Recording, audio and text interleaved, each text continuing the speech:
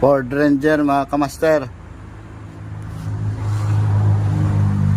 Ang problema nito, magpapalit tayo ng bagong kompresor.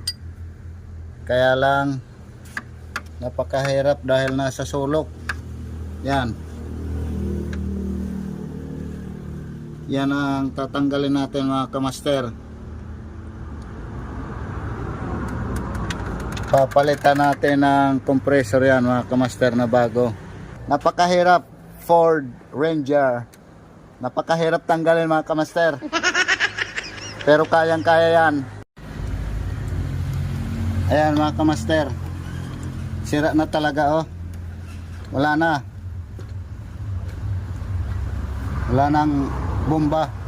Parang naputol yata sa loob. Ayan oh. Kailangan na talaga palitan. Okay. So please subscribe, like, and share. Ford Ranger mga kamaster. Ford Ranger. Hirap baklasin. Thank you for watching.